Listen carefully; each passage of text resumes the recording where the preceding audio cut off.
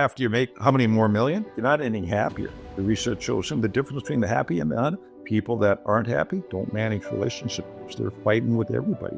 A lot of people got the world backwards. They always want. Many of us put that barrier around what we've been told you can and can't do in a relationship. How do I know what you want if I don't understand you? It's better to be interested and interesting. Let's us figure out what's possible between us. That's a fundamental part in relationships too. So many people look at the money first. That's all they think about. The money will come if you just take care of relationships first. The happiest people in the world have deep, meaningful relationships. Relationships are incredible, but they can take on a whole new dynamic if you consider this.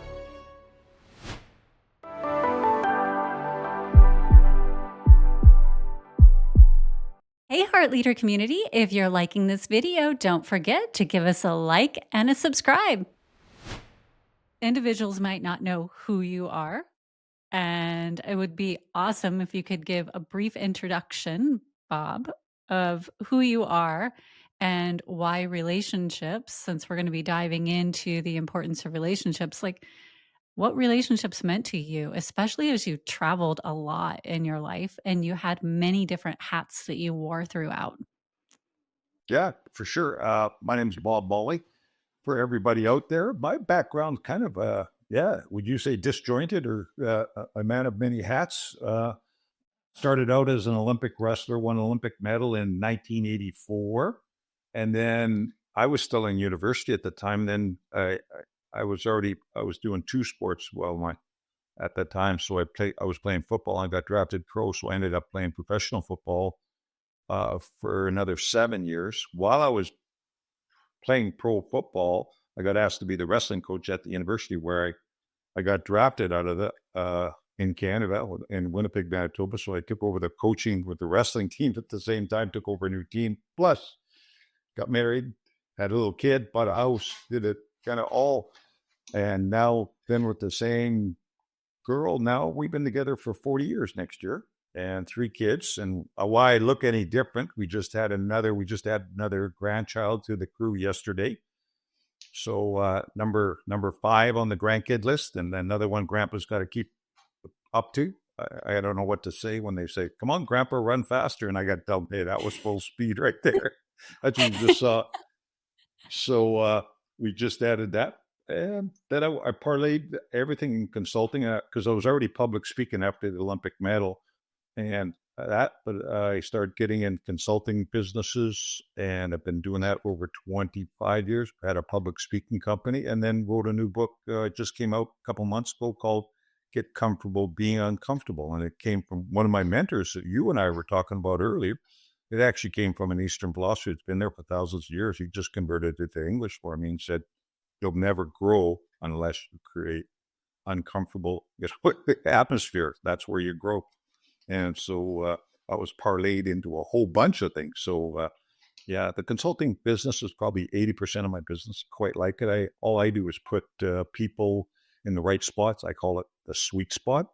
So I do a lot of analytics on it to find out what their strengths are, kind of look at it totally different than most people, and figure out their personality from that, interview them and say, kind of like a chess game, put them in the right spots so they can prosper and everybody can work out better. So that's the gamut for me, but everything's always focused on all my clients. Everything is the number one would be relationships. And it's been the secret sauce to my success all my life. I had good relationships, and we can probably tap into a couple of stories like that. Do you ever get tired of that negative voice in your head telling you what you can and cannot do? My name is Amber Mikesell, and I personally got tired of that villainous voice controlling my inner realm. So I wrote this book, Silence Your Inner Critic. It's a comic book type series where you go in and you fight that villainous foe all along an epic quest. You can learn more about this fun-filled adventure over at silenceyourinnercritic.com, and you can purchase your copy right there, or you can purchase it wherever you enjoy buying books. Yeah. And when we talked before we sat down and started doing this, a lot of that focus was you travel a lot. right? You don't have careers like that and just sit at home. You are out, you're on the road. And through that whole process, it was about meeting people and forging really solid relationships with them. And then coming home and still having that solid relationship at home too. How do you do that? I think that's a question that's on a lot of people's minds because if you're in a business where you travel a lot, sometimes it seems like you get so pulled in so many directions, it's hard to come home and still have that solid home base. You feel like you're pulled in too many directions. How did you do that? I didn't know any other world because I was always traveling, right? Pro football, wrestling. I was out of country at the same time, traveled all the time because I was wrestling for that. Even at university at 18, 19, I was already on the national team. I was already fifth in the world at 20. So I was traveling to the Soviet Union 3 or 4 times, which is now Russia now. Traveled quite extensively in the States because of all the top wrestlers in two of those countries. So I just knew of no other world, but I'd always come back to, get grounded, I guess you'd say. And so even pro football, when I managed that, you're on the road every other week at least. And then you got a wrestling team that I was coaching too. You're on that. But when you start juggling 3 kids on top of that and get married and all these other things, you get pushed and pulled in a number of different ways. I think we did a pretty good thing because my wife's so I married. My wife is a judge, so she's pretty. As a lawyer, she was told how many different ways too. So we'd look at each other's schedule and we go, okay, who's got kind of hell week? I mean, it was just like, what do you got? I got court tomorrow morning. If one kid wakes up and sick, can you grab him, throw him in the other room? Because I'd start court at 9 or this, or I'd say I'm like that. We're pretty good at that. We just kind of looked at who's got who's got to pick up the pace. It's kind of like I'd always say this saying, Amber, got your back kind of thing, right? No worries, got your back. You know what I mean? I'll take care of the kids. If one's puking or something, I'll move them into the other room or take it downstairs, and then you just cuddle up the kid, hope we get to sleep, and that. And I've had a great partner with that for 40 years, and now as a judge, like it just happened where she had court all week out of town in a rural court with a murder, and she was the judge presiding, and so I jumped on a flight and grabbed the vehicles because she's in court. She doesn't want to sit around obviously all day. She's in court all day. So I got the bikes ready and kind of go look up all the different places where we're going biking. So I have the bikes all ready. As soon as she comes out of court, I get her on the bikes and we boot around for an hour or two, get her exercise, giggle, and then go up for a bite to eat or something together. So, it's that combination. We kind of still look at each other's schedule and go, okay, what's happening? You know what I mean? It's kind of, got your back. Okay, I need this. All right, gotcha. And yeah, it's been a fantastic relationship over 40 some years now. But I think it's a trade off. There's no balance in it. You know what I mean? People always say balance, and I don't know if I'd ever say it's balance. You just kind of look and who's got hell week and saying, okay, what do you need from here? It's kind of like I always thought the model of service, and I remember reading it quite a bit, a model of service. But the biggest thing I remember reading an article where people got excited about stuff and how short temporary was if you bought a new car, a new house, new whatever you bought, the shine goes off it pretty fast. And the happiest people were people that helped other people and service, in the volunteer area and stuff like that. And I kind of took that same kind of belief system to my marriage, just like, hey, what are you going to need me? You go help the person, right? Services, I think a lot of people got the world backwards with always want, and find out if you go help people, you get actually more enjoyment out of it. And that's an incredible way to look at it because this is the person that you love. And Yeah, so for sure. being willing to show up in that service of, okay, you're going through it. And then I'm estimating she shows up for you the same way. For sure, even tenfold on that. Yeah, what do you need kind of thing, right? And her hours, because I run my own businesses, are totally different. I kind of go, she's kind of 5 days a week head on, you know what I mean? In court or wherever. And get a weekend in my business can't go 7 days a week. So she knows that I get up early in the morning. I'm up at 5. I'm kind of that person. And she'll fly out to Victoria for the weekend and we'll go boot around. She likes gardening. So let her go wild in the gardening. I like to go crank a bike up the hills, right? And she likes to go hike and I like to do this. And we just kind of mix them. In the meantime, honey, what vegetables do you want picked up? That's incredible. So you have that solid foundation at home, which is a great place to come back to. But then you're out on the road and you're meeting a ton of different people. It's not like it's the same personality over and over again, which I know even from my own experience, like that gets interesting because not everyone's going to mirror your personality. You get challenged all the time with all these different personalities. So, how do you show up in that and create relationships when it might not be somebody who is showing up in the way that you would choose for them to show up? But still, there's something that you can learn and gain from that individual, especially when you're playing sports. Or I know you had mentioned that you created some really deep bonds and learned from others in areas of sports that really propelled you to the next level. How do you show up for that and still create a bond, even though that person might end up being your competitor? Great question. And there's a few stories behind that. But it depends on, I don't know if you know, How to Win Friends and Influence People, the old original book from like, I don't know, was it the early 50s it came out or 30s? I don't even know. You know what I mean? Yeah.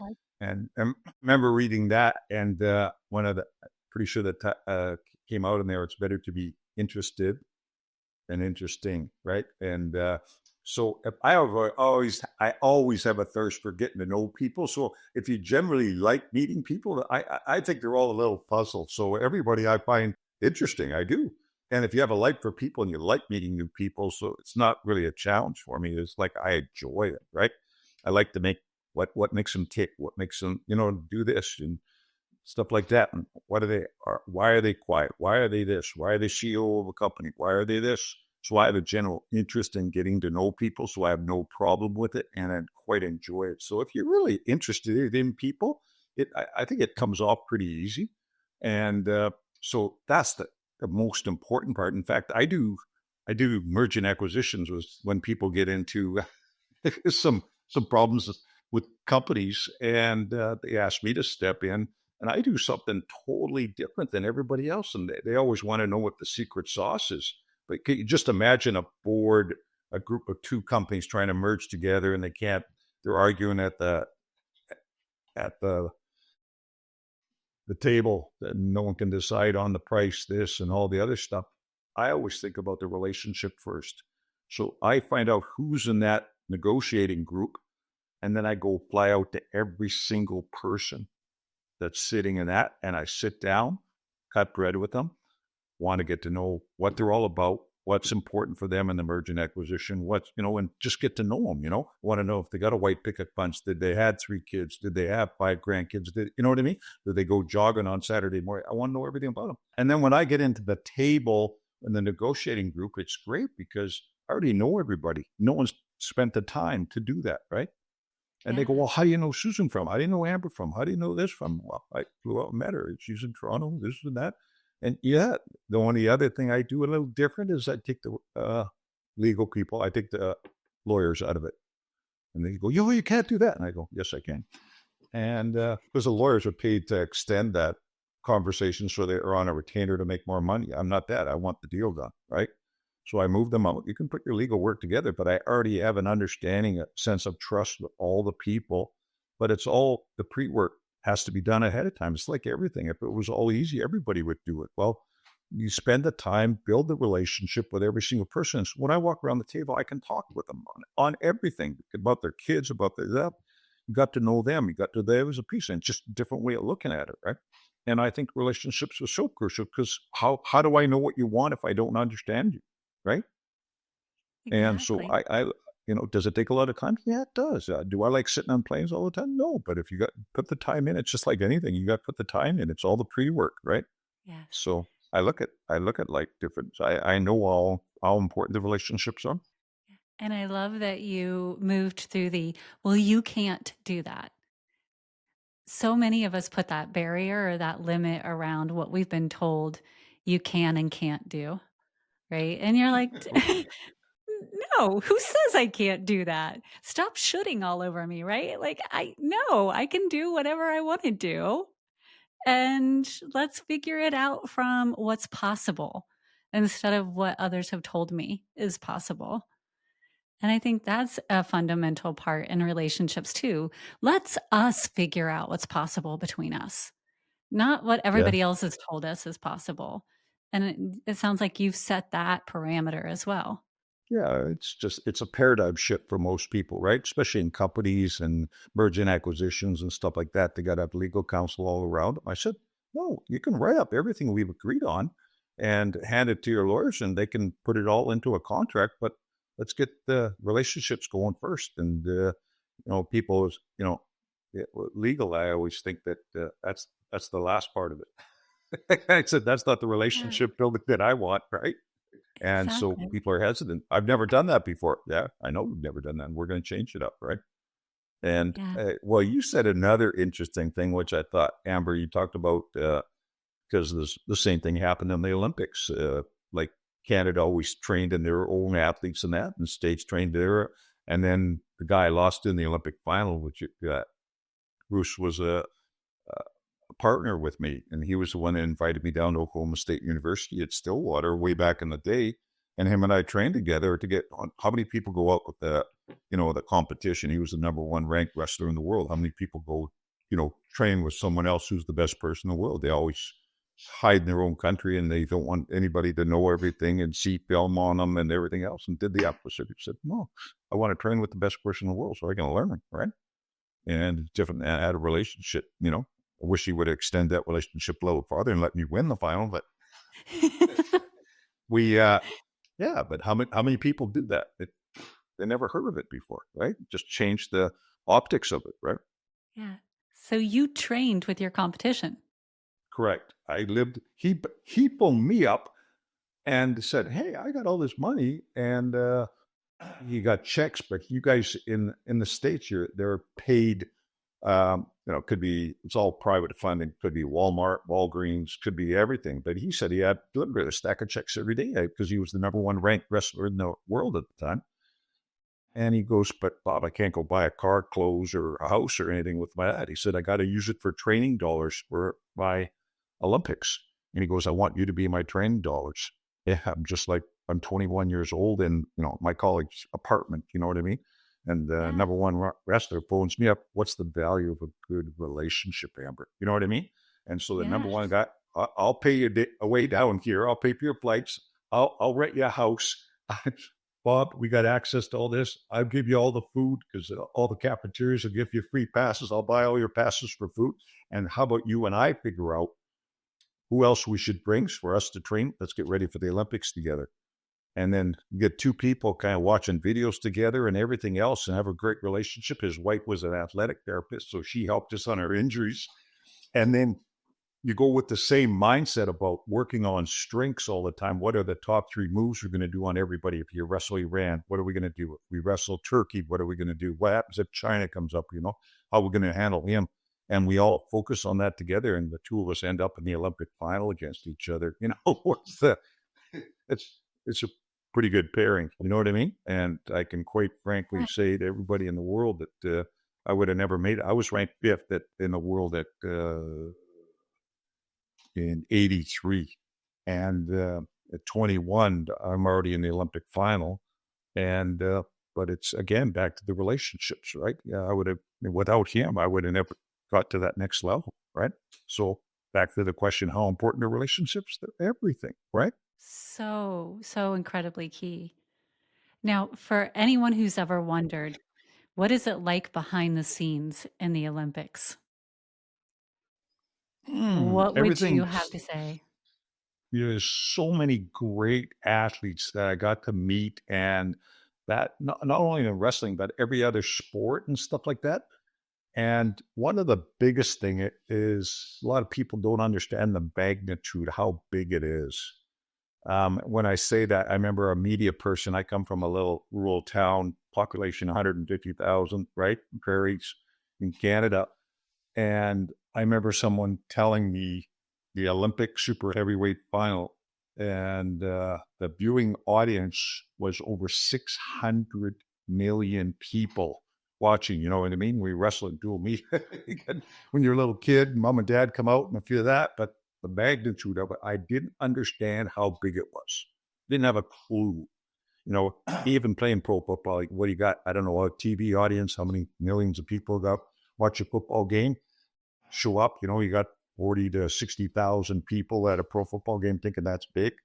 But Yeah. wow, the Olympics is just everything, because even the Olympic final in Anaheim Convention Center, it sold out 16,000 people, right? Wow. And for the super heavyweight, but the magnitude, you know, after every country in the world is watching it, and wrestling's kind of a different sport that way too. Is that everybody does it. It's not like hockey or curling or something where they, you know, 6 or 10 teams play it. You know what I mean? It's Yeah. like wrestling. It's like one of the oldest sports, if not the oldest sport. So you go to a country, it doesn't matter if I'm in Iran, Iraq, you know what I mean? Turkey, I could, Germany, I know Finland, I don't care where you are. Guess what? They wrestle. So the magnitude of it, that's probably the biggest thing that I didn't understand, because the amount of people that reached out to me were just like from all these countries was just, I had no idea it was that big. Like how many people plug in across the world to watch the Olympics. It's just unbelievable. That was probably the magnitude, was the biggest shock. I got That's incredible. Could you feel that energy while you were wrestling? Like, could you feel it, or was it after the fact when it hit you? definitely after the fact, because a prime minister with that, you know, you get we didn't have the internet. You're getting not getting emails back then. You just got faxes. Yeah. Just I'm dating myself, Amber. Oh, that's okay. I got faxes like just tons from all over the world. You know, good luck in this, the prime minister, this, that. It was the after the fact. I didn't understand the magnitude of it, but you know, I was just training at the time, so I really didn't worry about the magnitude of it at the time. But after the fact, you know, I still get people that find out my mailing address, say I got a card from you from 1984 Olympics where they got a card. Can you sign it and send it back to me, please? You know what I mean? And it's unbelievable. I still got my wife go, oh, you got this many autographs you got to sign. I'll sign them off, put them in an envelope. You know, from, it could be Germany, could be this, could be anywhere in the world. It's unbelievable. Still the effect of how many years ago, right? I did That's not incredible. understand the magnitude, how big the Olympics were. That's incredible. How do you think the internet now probably impacts athletes who are training for the Olympics? Well, it's a double-edged sword on that one, because I've seen a Right? lot of people get, yeah, I think you're bang on. It's a great question, because the other part of it was, I think I dumb more stuff down. I don't, you know, I put life into simplistic things. I talk about relationships. You know, I don't have a long list of things. I keep it to threes. What are my three? Just like a wrestling match, I had three animals that I'm going to do. And a lot of people, great athletes, I've seen it. They don't perform under pressure, right? Fold Right. or for whatever reason, the mindset of it, right? And I was very fortunate to have a good because I was already ranked fifth in the world at the time at 20. I already got a sports psychologist, and Canada hadn't won an Olympic medal in wrestling in 75 years or something like that at the time. So I got assigned a sports psychologist. So they reach out to all these people that I'd wrestled and say, hey, what are the top three things Bob does really well in this match? And so they kind of do the science to it. And they go, Yeah. well, Bob's first step is really quick for a big man. So, you know, I just, you know, me being an old bird boy, I just attach animals to it. Yeah, there you And I go. go, number one. And he said, what are you thinking about? You know, so if you have 15,000 people booing you or whatever, it didn't make any difference. The mindset of it, right? Of it then. And it's simple. It's simplistic again. I base everything really good at an animal for it, right? First thing was, first step's quick, cheetah. Boom. I know what I'm doing, right? First step's going to be quick. First step's going to be quick. Second one, boom. Once Bob gets a hold of the leg, he never lets go. Alligator. It never lets go, right? Third, anaconda. Once I take him down, leg red's going in, we're going to turn him. And it was just like, doesn't matter what's happening, booing, screaming, this bad call in the rep, wash, rinse, repeat. You know what I mean? First thing's coming in, first step quick. You know what I mean? Boom. Once you get a hold of it, never let go. Boom. You know what I mean? You just go through wash, rinse, repeat, where people get struggling. Oh, what am I going to do here? And they panic and their brain goes off into another thing. It's just bring it back to a simplistic mind. It's the same thing I do every day. Just like, what do I need to do every day? I kind of think of my three priorities all the time. I always think of my health first thing in the morning. What am I doing for my workout, my bike ride? I get up on a bike every day, swim every day. You know what I mean? Hit the weights, whatever, and do all my routines and stuff like that. But I take care of that first. Number two, take care of my friends and family. What do they need help with, right? My work's my number three. People go, work's your number three. But yeah, not my priority. So I always have those three priorities, and I kind of look through it every day. Simplistic again, right? But then all these other athletes now, they have all these other inputs. How can you block that out? And I think that's probably more the practice with social media and all this other stuff coming in. Talk about relationships. That's a new relationship you need to navigate, because I know from my side, I have a team that's constantly saying we need to have that presence on social media so that you have a relationship with the people who support you, which is incredibly important. I love them. But at what point then do you have that relationship that bleeds in? And I would think from an athlete, that would be hard, especially when going to the Olympics. How do you create that separation so that that isn't overwhelming, that focus that you just talked about? I can't imagine. Well, I think you can imagine because it's pretty easy to block out. If you think of all the media stuff that's going on from U.S. right now with Trump and Canada, it could be a million different things, right? I Yeah. just don't see it because I'm not opening up my phone all the time. You know what I mean? Yeah. I choose not to, right? I don't have TV cable if I want to watch something, movie or something like that, but I don't see the news. I don't interact to the news and stuff. And people get upset when someone says something about stuff. And, you know, we can control, guess what? There's an old story about that one. Guess what the biggest thing we can't control? Our thoughts, right? So if you don't put yourself in that environment, it doesn't really bother me because I'm thinking of one, two, three. They're off in someone else's world, which they can't control anyway. So why are you worried about it? No, it's simplistic. It just makes it back to it. I'm going to exercise, enjoy my day. I'm going to do this, and I don't. Can I change the world in my own little thing? I can, but someone else's, what they're saying and what they're doing to other people, I can't control that. So why worry about it, right? Doesn't even enter my brain, like zero, like because I don't pick up the social media stuff, right? I have my media company and advertising companies and that, and got a group of people that do that. They handle. I don't deal with it. So the relationship with yourself is more important than the relationship with your social media. For sure. Because if I love someone it. says something, someone says something derogatory, Amber, or something like that, and they get off on a Twitter account, and you did this and you did that. And there's an old saying, and I had a great mentor about that you and I were talking about before we started the podcast about, and I studied in Eastern philosophy in there for thousands of years. I go back to like stuff that's been built like thousands of years ago, and he converted to English for me and said, stuff like that. And so, who wins a fight? No one. They both walk away upset, right? So Yeah. I don't entertain a fight.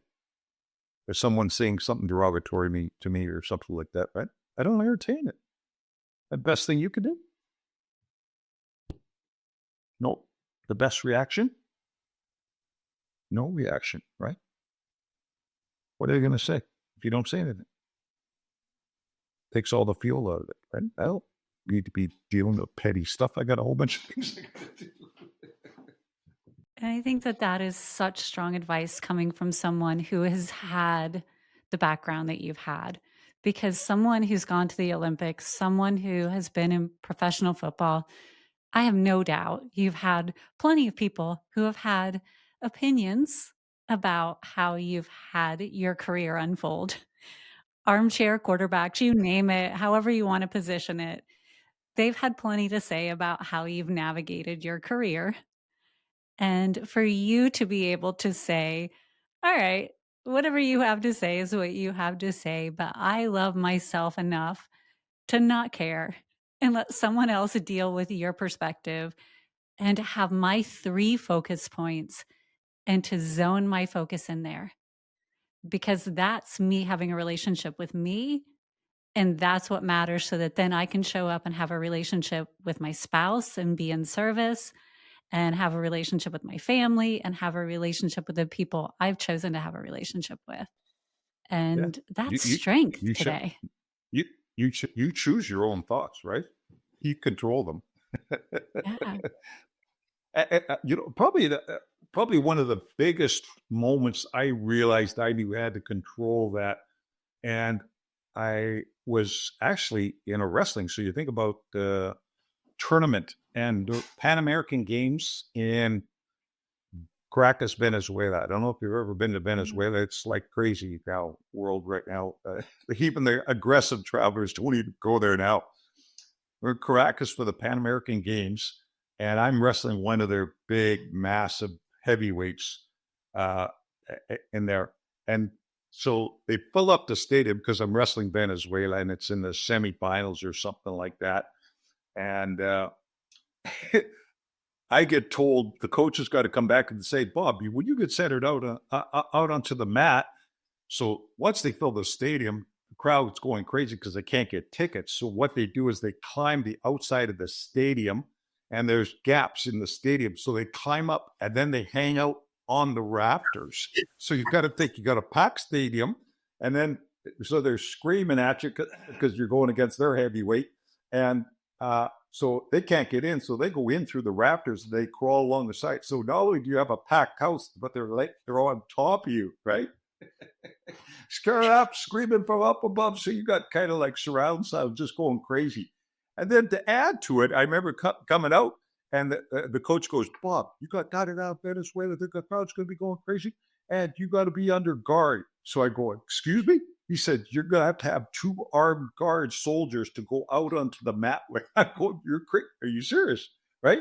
So they think your life's going to get threatened and someone might jump out because they're going, so crazy. He goes, you got 2 armed guards that are going to come out with you too. I go, really? But the impact of that, and you go, what do? Make it simplistic again. Wash, rinse, repeat. You go into do that, end up in the guy in the first minute and a half in the match. But it's good to have really, what you stabilize yourself on and stuff, so the other stuff doesn't affect you, right? But you're 20 years old and you think you have to have armed guards to come out with for a wrestling, athletic event, you go, wow, life has changed. You know what I mean? And so I got to handle Yeah. like weird things at weird times all over my life. You know what I mean? The first person I drew in the 83 Worlds, I drew the reigning 1980 Olympic champion, Kazimikov, reigning Olympic champion in the Soviet Union, in that 15,000 people, and they whistle. That's how they boo you. So they're just ear piercing screaming when you're coming onto the bat because it's their champion, right? Yeah. But how do you deal with it? Right? So it's all these little things. I kind of like, what are you going to do to try and pick my day now? I'm pretty resilient that way, where it just doesn't really bother me. Right? Are these the types of things that you assist with in your programs, your discussions, your coaching, getting that base for each individual? Because each of us are unique, right? So, what fits for you, Bob, might not be the base that would fit for me. So, do you help peel away so I can find my wash, rinse, repeat that I can get back to? That will help me if the whole world's coming at me and I can go, "Oh, yeah, here are my 3 things that are gonna get me back to my zone." Well, so you and I talked about a paradigm shift Uh-huh. before. Just, look at things differently. You know what I mean? It's kind of like how I do merge and acquisitions. I do it differently. It's the same way I do that. I kind of look at what they're, and everybody's, so I think I get a pretty good understanding of a person. I don't know if you ever heard of Strength Finder before. Mhm. And so I get their strengths, give me your top 34. I understand what they're that. I can do their personality assessment, all that stuff. I get a pretty good idea how they think, right? And what's going to be the best way for them to move forward with a relationship. So yes, that's a big one. Where a lot of person come into it and they don't understand their strengths. That's where the problem resides, really. they don't even understand themselves, right? Their personality. Why do you get upset when this person said that? Oh, because I asked them already. You know what I mean? All you did was aggravate the person and stuff like that. So, a lot of people as relationship skills, because I go into, I was just on a call with one of my clients. He just comes back up. I don't like this person. I don't know if I can trust him. I said, no, I had to talk with this person, and they all think he's a great guy. And these are the people that work, and the CEO didn't like the person. I said, no, everything I've dealt with the person, got a strong profile, got this, got that, but it's the way they view it, right? And Yes. always in the eyes of the beholder, right? But yeah, there's a lot of coaching on that, but it's really, I would say, over kind of like the Pareto principle, 80%, over 80% of the stuff I have to do as a consulting firm, I have to go in and manage a customer, could be an employee, could be a board member, could be anything. And guess what they're doing? Not managing relationships very well. Yeah. It's like uniform across. Bob, I got a problem, right?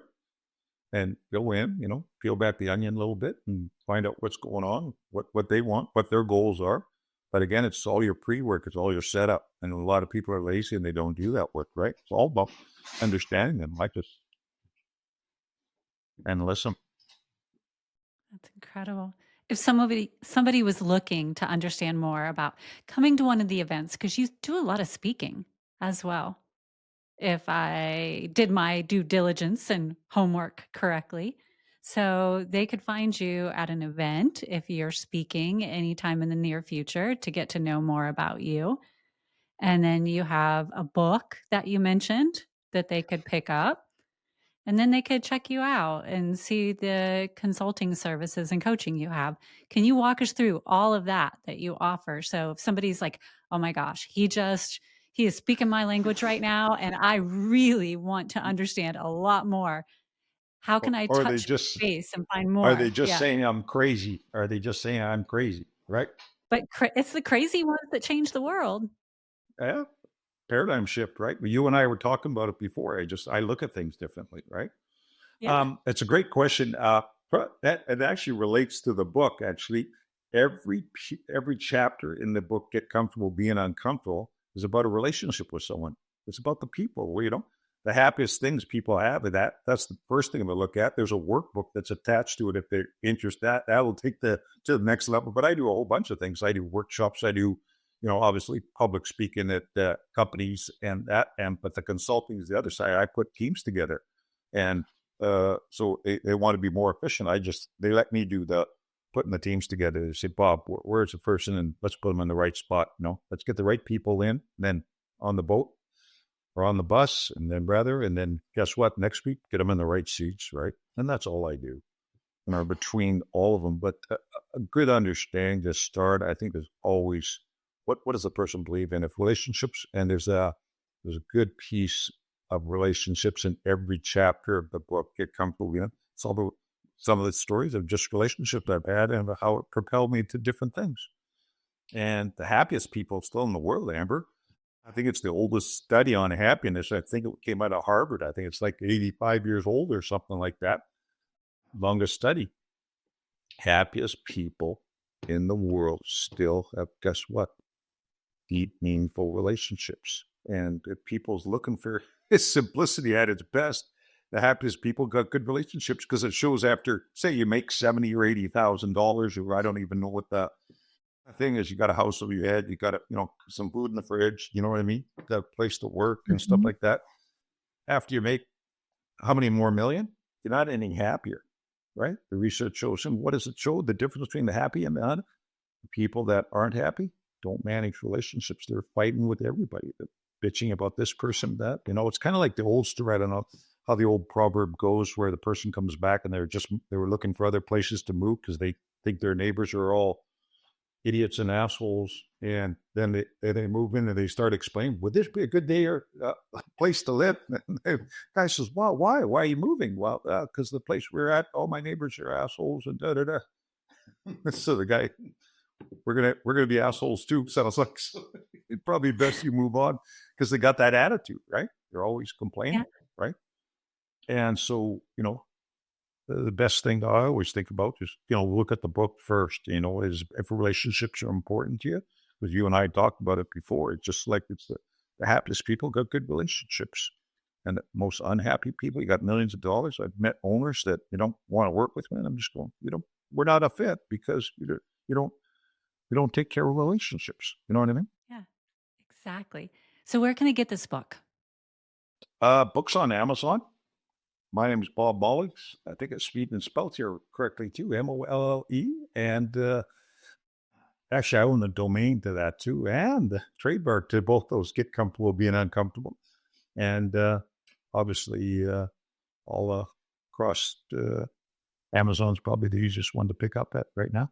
Awesome. We'll make sure that there's a link so they can, like in any show notes, anywhere that they're listening to or watching this, they can just scroll down and it'll be a quick little click. Oh, And we'll perfect. make sure it goes directly to the book so they can get that.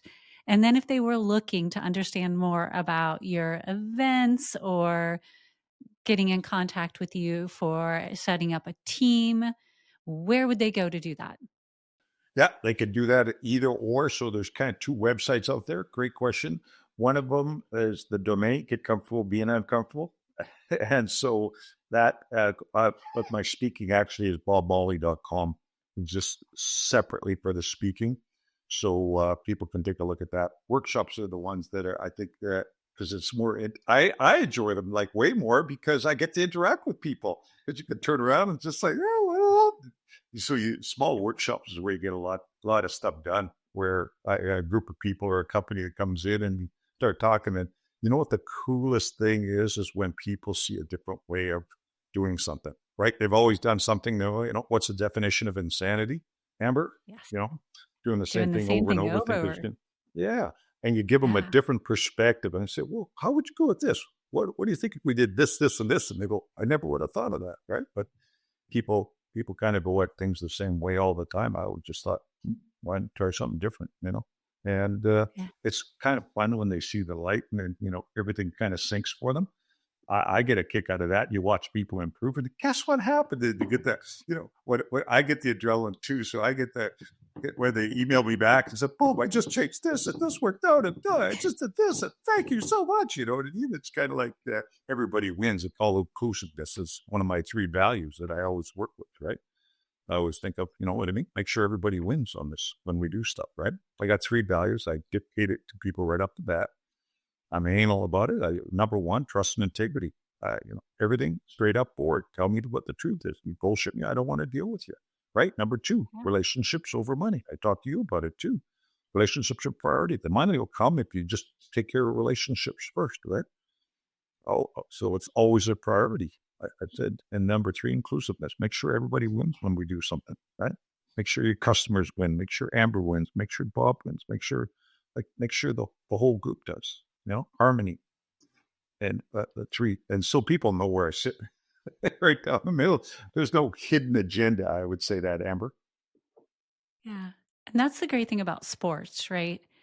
In sports, there's a team mentality that occurs. That's why growing up, I always loved being part of sports. You learn that the team wins together. And in order for a team to win together, there has to be that transparency, that integrity. If one team member goes rogue, everyone's impacted. And you begin to learn that right out of the gate. So I really appreciate you being willing to share your whole team mentality, even with a sport like wrestling that could be very individual. You still found a way for that to be a team dynamic. That's kind of awesome. Thank you for that. No worries. Glad to share. Yeah.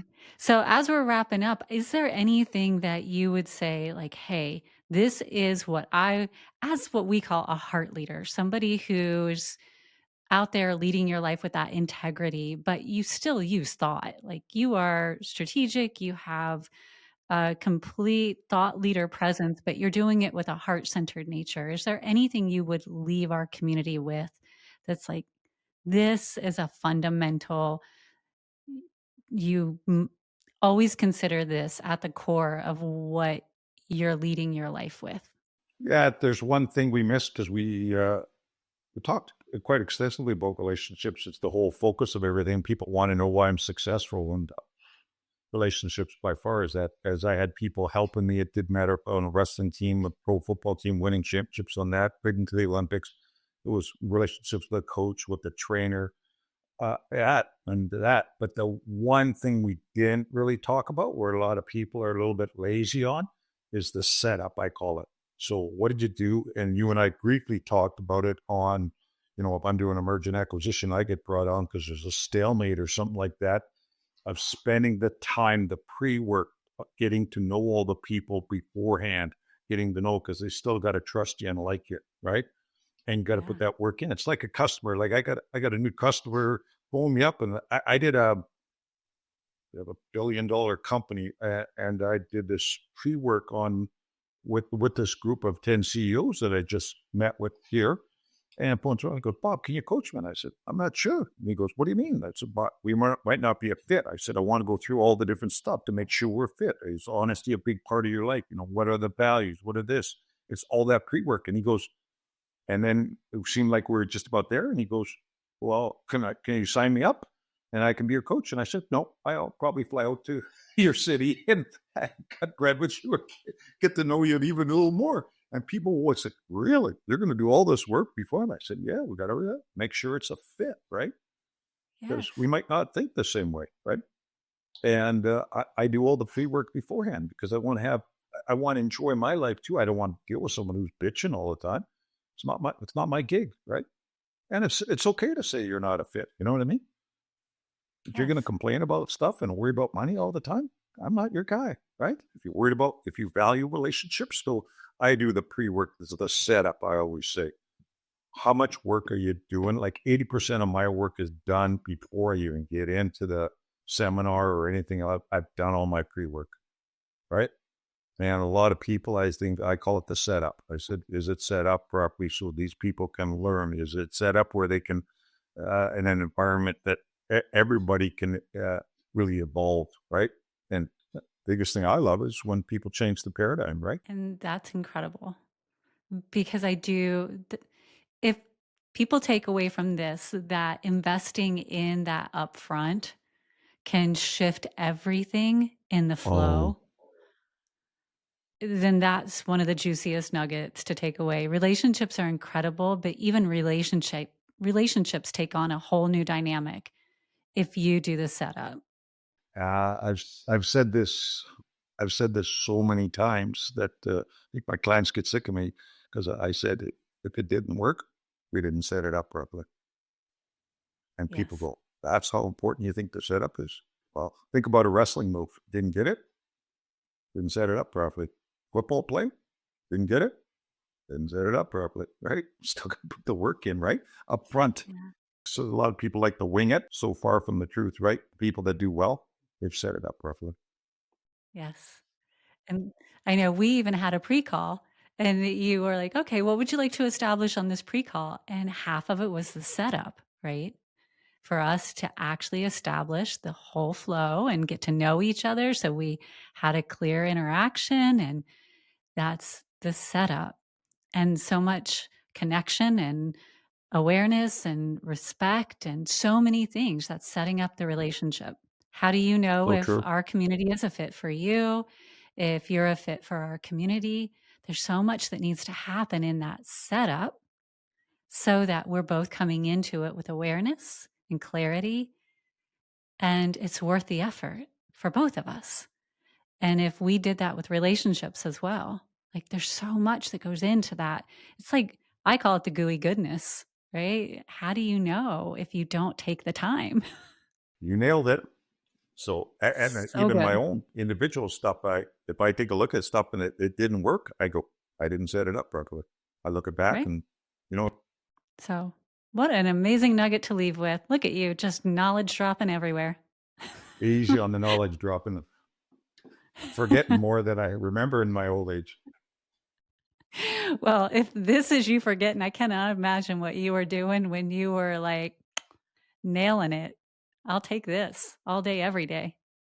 This is amazing. Thank you. I really appreciate your But time. I appreciate your knowledge. I appreciate you. thank you very much. Thanks for having me on. Yeah. And we will certainly stay in touch if there's anything our community can do for you as you continue to move forward as well. Do not hesitate to reach out. We fundamentally believe in reciprocity. So just keep in touch.